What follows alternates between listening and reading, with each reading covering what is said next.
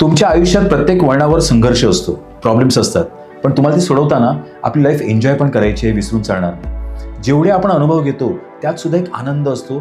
फक्त तुम्हाला जो दृष्टिकोन बदलायचा आहे. संकटांना वादळ समजून रडायचं की पाऊस समजून त्यात नाचायचं, हे फक्त आणि फक्त तुमच्याच हातात आहे.